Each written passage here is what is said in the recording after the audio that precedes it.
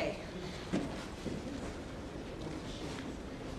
So I am, let me see, I'm just trying to see if I can look at my notes and do the slides at the same time. Okay.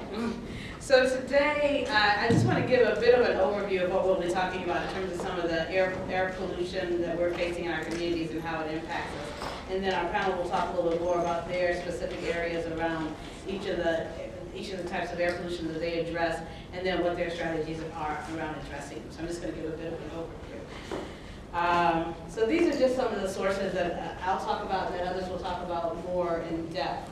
With coal-fired power plants, that's something we're actually working on quite a bit with NAACP, so I can say a lot of that off the top of my head without my notes. But throughout the country, there are about 400 plus coal-fired power plants, around 440.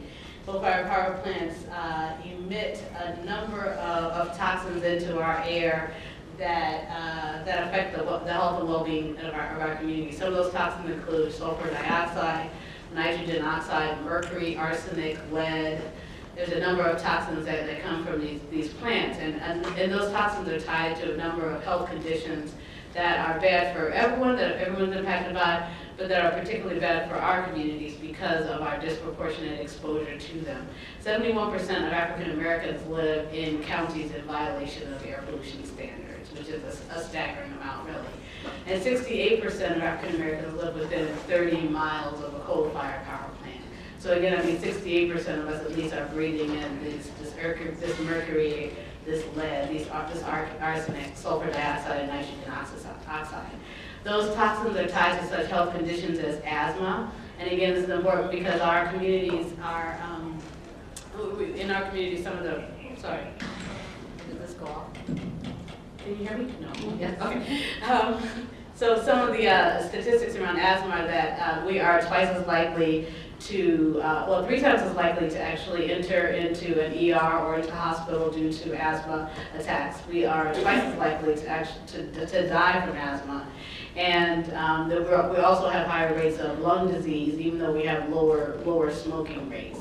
So there's a number of different ways that we begin to see how the exposures to these toxins are affecting us disproportionately. You can't absolutely make a direct tie, but you can definitely make some suppositions around it, particularly since there are some studies, like the Harvard School of Public Health studied the population around 2 of the plants in Chicago, the Fisk and Crawford plants, and found that in those areas there were extremely high rates of hospital admissions, deaths due to asthma, and so forth. And they were able to tie that to the emissions from the Fisk and Crawford coal-fired power plant. Incinerators, which we'll hear a lot more from Ananda Lee Tan about, and also from Lee Tushton. And so and again, I'm actually kind of deep in the woods on coal-fired power plants, can't speak as clearly about incinerators, but there are a number of types of incinerators. There's medical waste incinerators, wood mass incinerators, poultry litter incinerators. There are all these types of incinerators, and each of them comes with different types of hazards from the emissions that come from them. And again, they'll go into a lot more details about what those are like. Cement plants, each of these are disproportionately located in our community. So when we talk about the toxins from them, we have to really keep in mind that we are the ones who are breathing these toxins in and suffering the effects from them. Even going back to the coal-fired power plants, and I think even the cement plants, that mercury also comes from both of these types of plants. And mercury affects birth outcomes. And when we look at, it causes birth defects, and I think that some of the studies are still developing around that, but we do know that it is tied to birth defects. And we, not only in terms of breathing the air that has the emissions from the mercury emissions, but also there's the issue of it getting into the water supply from it getting into the streams. And we, as African Americans, actually disproportionately are subsistence fishers. So we fish for our meals, basically. And so when we talk about these, there's actually a picture that I have that I didn't include in this presentation. I wish that I had, but it's of we were visiting a coal-fired power plant in Detroit.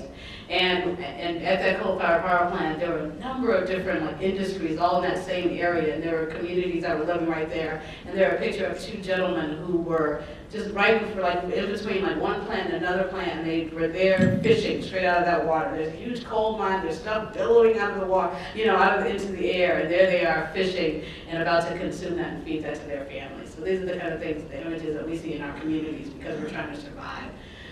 And we're forced to do these types of things. And we like fish, so I love fish as well. So, but unfortunately, in some cases, it's actually killing us or at least making us very sick.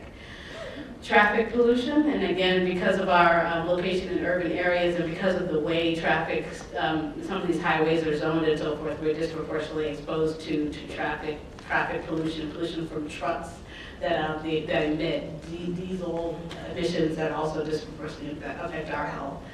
So this is just a statistics from the American Lung Association. They claim that running in a heavily polluted city like Houston is the equivalent of smoking a pack of cigarettes a day. So again, that's what the air quality is like in a city like Houston. This is the picture of the Cesar Chavez High School in Houston. And it's from Juan Paras with an organization called, what is Juan's organization? Swoop? Exactly, Southwest Workers Union.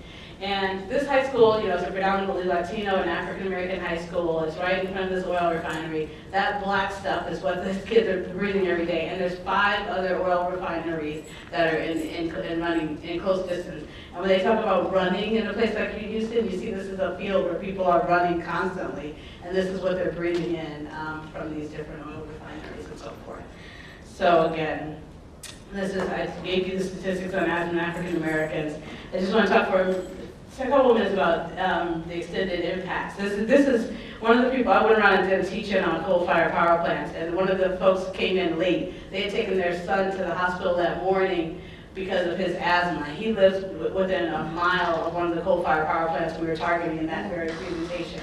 They came from the hospital with this list of medicines that he had to take and that bag of medicines that he was taking every day. They also shared with us this picture. That's him on the side, Antoine, and that's some child playing in the fountain. And they felt like this was kind of a metaphor on his life, always watching but never able to indulge, whether it's in school because he's out of school so much, or whether it's kids playing, whether it's even being able to go outside because of poor air quality. And so they really wanted to share this picture to kind of say that this tells the story of Antoine's life, always looking on and never being able to play. And when we look at some of the other issues that NAACP deals with, like the school and prison pipeline, and we look at the issues of the fact that when we talk about emissions, another emission that comes from these coal-fired power plants is lead, which affects learning, which affects attention. And we, in our work around school and prison pipeline, have talked about the fact that if you're not performing a grade level by the 3rd grade, the likelihood of you entering into the criminal justice system, it's actually been statistically tied. If you're not on the grade level by the 3rd grade, your likelihood is larger. So when we have kids who aren't able to go to school enough because of these illnesses, who aren't able to learn in school because of their exposures, what are the possibilities for those kids? What kind of future is being stunted because of these issues? And then I spoke before about some of the poor reported birth outcome issues because of exposure and ingestion of mercury. So I just wanted to kind of give that opening in terms of some of the issues we're dealing with, how it's impacted, and then we'll hear a lot more about what people are doing about it, and we'll hopefully end on a more positive note with that. So thank you all.